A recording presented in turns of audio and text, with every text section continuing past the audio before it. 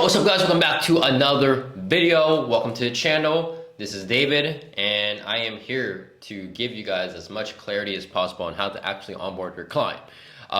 Obviously, if you guys know that onboarding is a phase where most people will mess up. Most people will be pretty darn confused on how to actually get the client on board into the system, into your software, into whatever it is that you're doing, right?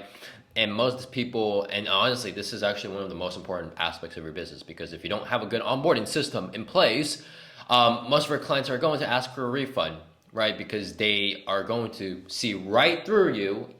When you're on when you're on a B2B offer, especially, they're going to see right through you and think you do not have your shit together. So this is essentially the tech stack and exactly what the steps I do in my business and my agency to exactly onboard a client as effectively and efficiently as possible. So without further ado, I'm gonna show you guys my screen, and I'm going to make sure that it is very clear cut and informative so you guys can do exactly what I'm doing here. Or in the screen recording. So here is essentially how it's going to work, right? So once you get your payment invoice sent, right? So this is how it's going to work, right? So you close them on the deal. That's what you need to do. You need to close them on the deal. Once you do that, then you can move on to step 2, where you essentially send them a link to an enrollment form. This is where you're going to gather the information, obviously the name, business name, email, address, phone, website, and obviously getting extra details in if you need it, right?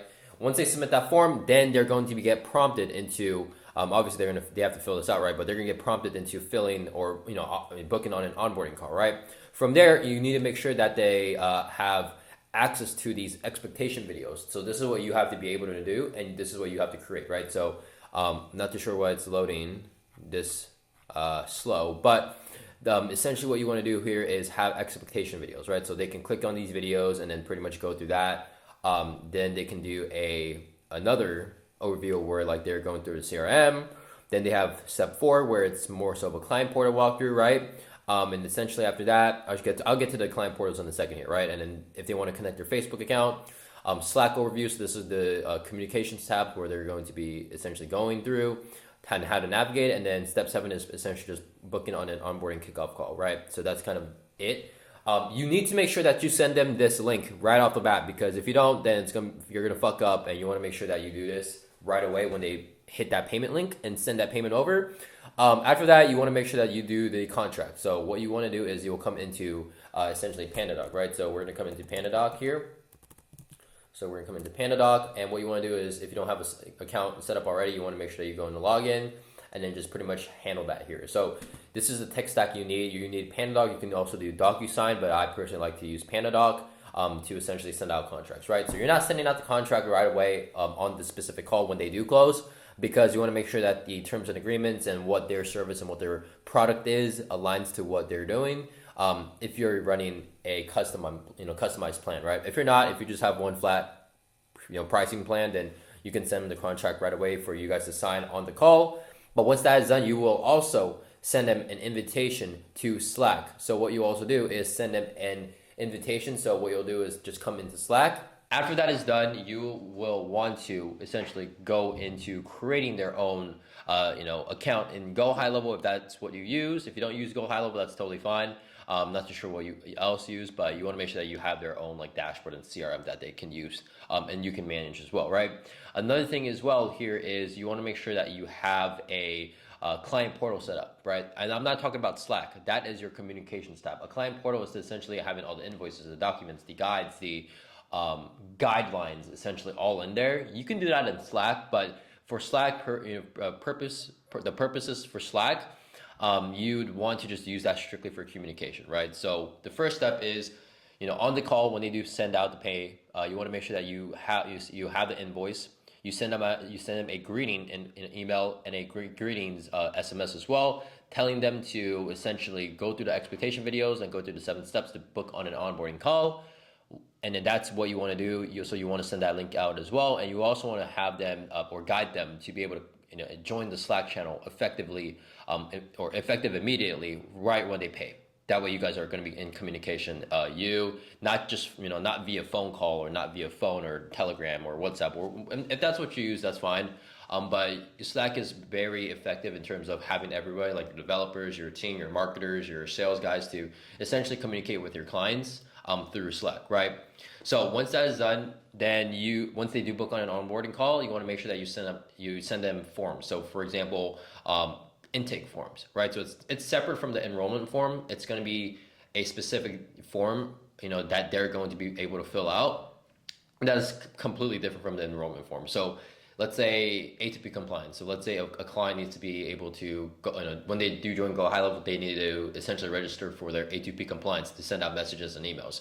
That's when you can have a form that they fill out with their terms and conditions, with their business EIN. And from there, you can just have that, and you can just do that all yourself. So the onboarding call is essentially just to gather, extra information, onboard them, create their own separate accounts, guide them to create those accounts, and that's pretty much it. Your onboarding call shouldn't be really more than 20 to 30 minutes.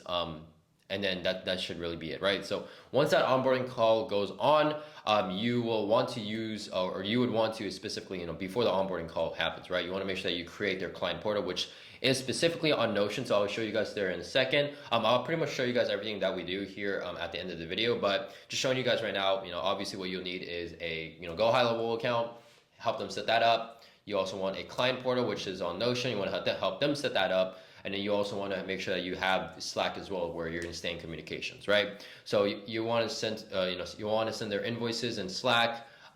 You also want to help them create, or you want to make sure that they sign the contract first before you even start anything in general, right? And honestly, that's pretty much it. It's not really too complicated. Onboarding is not that. It's a little confusing at first, but you want to make sure that you're smooth with the processes. But with other than that, that's pretty much it. So I'll show you guys right now exactly how everything works.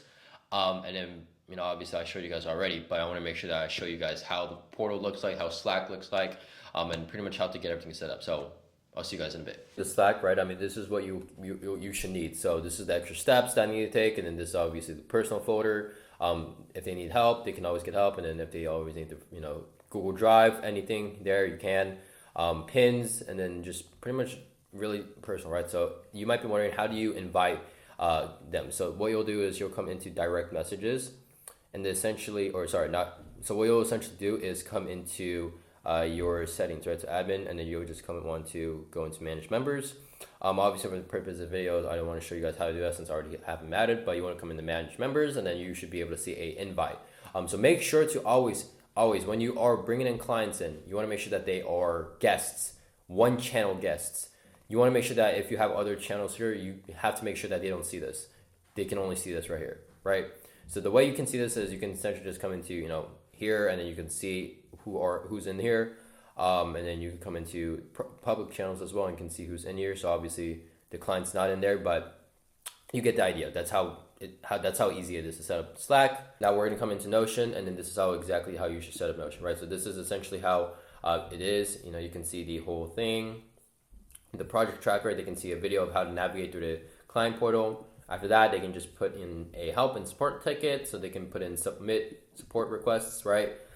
They can see the meetings, so they can book on a meeting. They have access to that as well. And they also have access to invoice and payments, the introductions, the forms that they need to fill out, design and develop. And then after that is done, they can also book on the call. And then when you are offboarding them, you want to make sure that you have them leave a feedback. And then when you do offboard them, right, you want to make sure that you could just are in contact with them through this portal, essentially, instead of having to always communicate on Slack, right? Slack shouldn't be your main it should be your main communication, but once they do offboard and once the service is fulfilled, you want to make sure that you erase them, or else they're going to always call you, they're always going to ask questions, they're always going to ask you and message you, so you don't want that happening.